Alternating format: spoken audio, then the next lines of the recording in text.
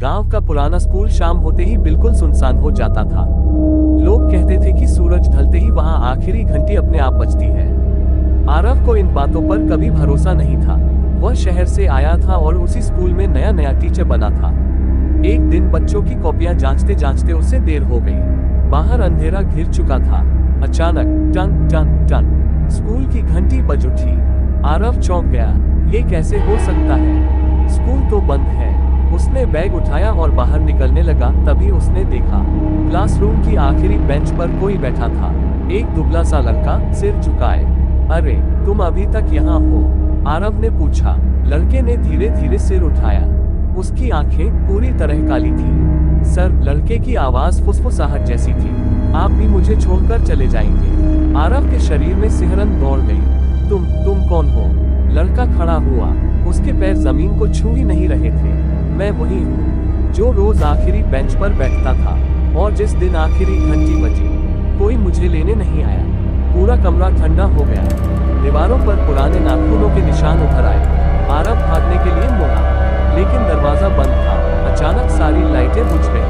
अंधेरे में सिर्फ वही आवाज गूंज रही थी, टन टन टन। अगली सुबह स्कूल खुला। आरव नहीं आया।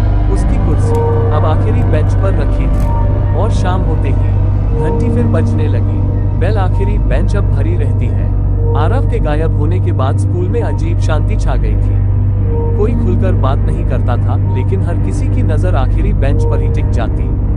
नई टीचर मीरा पहली बार उस स्कूल में आई थी। गांव वालों ने उसे चेतावनी दी थी, सूरज ढलने से पहले स्कूल छोड़ देना और आखिरी बेंच के पास मत जाना। मीरा मुस्कुरा दी। डर की कहानियां हर गांव में होती हैं। पहला पीरियड शुरू हुआ। बच्चे चुप थे, जरूरत से ज्यादा चुप। मीरा ने ध्यान दिया, कोई भी बच्चा आखिरी बेंच पर नहीं बैठ रहा था। वहां कोई क्यों नहीं बैठता? उसने पूछा। पूरी क्लास में सन्नाटा छा गया। एक बच्चा कांपती आवाज में बोला, मैम, वहां अब 2 लोग बैठते हैं। 2? मीरा ने भौहें चढ़ाई। एक वो लड़का और दूसरा वो टीचर। मीरा का दिल जोर से धड़क उठा। कौन सा टीचर? बच्चे ने धीरे से जवाब दिया। आरव सर। उसी पल टन टन घंटी बज गई, जबकि पीरियड अभी खत्म नहीं हुआ था। मीरा ने पीछे मुड़कर देखा। आखिरी बेंच पर एक लड़का बैठा था, और उसके बगल में एक आदमी, सिर झुकाए, वही कपड़े जो आरव पहनता था। मीरा के हाथ से चौक गिर पड़ा। आरव ने धीरे धीरे सिर उठाया।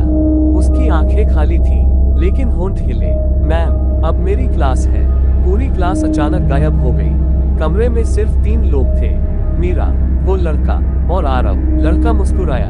अब आप भी यही पढ़ाएंगी? लाइटें बुझ गईं, और अंधेरे में फिर से गूंजी आखिरी घंटी। बेल जिस क्लास से कोई बाहर नहीं जाता। मीरा की आंख खुली। वह जमीन पर गिरी हुई थी। धीमी रोशनी में उसने देखा, वह अभी भी उसी क्लासरूम में थी, लेकिन दीवारों पर अब कैलेंडर नहीं थे। ब्लैकबोर्ड पर तारीख लिखी थी, 15 साल पहले। मीरा घबरा गई। ये कैसे हो सकता है? पीछे से कुर्सी खिसकने की आवाज आई। आखिरी बेंच पर बैठा लड़का खड़ा हो चुका था। उसका चेहरा अब साफ दिख रहा था, बहुत मासूम, बहुत उदास। मैम, उसने कहा, आज मेरा आखिरी दिन था।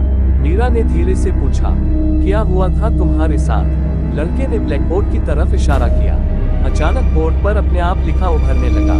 घंटी बजी, सब चले गए। मैं इंतजार करता रहा। मेरे पापा आने वाले थे। लड़के की आवाज भारी हो गई, लेकिन वो कभी नहीं आए। मीरा का गला सूख गया। और फिर लड़का बोला, अंधेरा हो गया, डर लगने लगा, और फिर मैं यही रह गया। तभी पीछे से जानी पहचानी आवाज आई। मैं भी यही गलती कर बैठा, मीरा पलटी। आरव सामने खड़ा था। अब वह डरावना नहीं लग रहा था, बस बहुत थका हुआ।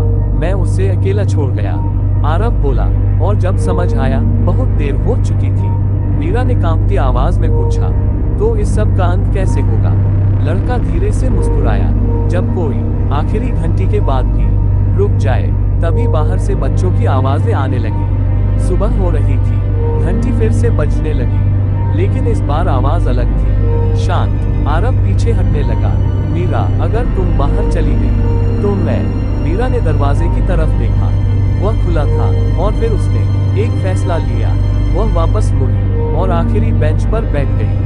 घंटी रुक गई। कमरा रोशनी से भर गया, और लड़का पहली बार चैन से मुस्कुराया। लेकिन दरवाजे के बाहर कोई और अंदर झांक रहा था। आंखें जो आखिरी बार रुकता है। मीरा आखिरी बेंच पर बैठी थी। कमरा अब डरावना नहीं लग रहा था, बस बहुत भारी। लड़का उसके सामने खड़ा था। उसकी आंखों में पहली बार डर नहीं, उम्मीद थी। मैम, उसने धीरे से पूछा, क्या आप सच में यहीं रहेंगी? मीरा ने सिर हिलाया, जब तक जरूरी है। अचानक हवा तेज हो गई। दीवारों पर जमी पुरानी परतें झड़ने लगी। ब्लैकबोर्ड पर लिखा उभर आया। जिसे याद रखा गया वह गया नहीं। लड़का पीछे हटने लगा। उसका शरीर हल्का होने लगा, जैसे धुएं में बदल रहा हो। मेरा समय हो गया, उसने मुस्कुराकर कहा। अब मैं अकेला नहीं हूँ। एक आखिरी बार टन घंटी बजी, लेकिन इस बार डर के लिए नहीं। लड़का गायब हो गया। मीरा ने राहत की सांस ली, और तभी उसे याद आया, आरव। वह पीछे मुड़ी। आखिरी बेंच पर अब कोई नहीं था, सिर्फ एक पुरानी डायरी रखी थी। मीरा ने उसे खोला। आखिरी पन्ने पर लिखा था, अगर तुम ये पढ़ रही हो तो समझ जाओ, अब मेरी बारी थी रुकने की। मीरा की आंखें भर आई। उसी पल सुबह की धूप खिड़की से अंदर आई। स्कूल की आवाजें लौट आई। सब कुछ सामान्य। गांव में फिर कभी आखिरी घंटी नहीं बजी। सालों बाद एक नया टीचर उस स्कूल में आया। उसने बच्चों से पूछा, आखिरी बेंच खाली क्यों है?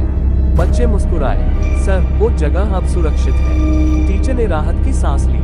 लेकिन कैमरा अगर जरा पास जाए तो आखिरी बेंच के नीचे एक नाम खुदा दिखेगा, आरव। और बहुत हल्की सी आवाज, अब कोई अकेला नहीं रहेगा। बेल।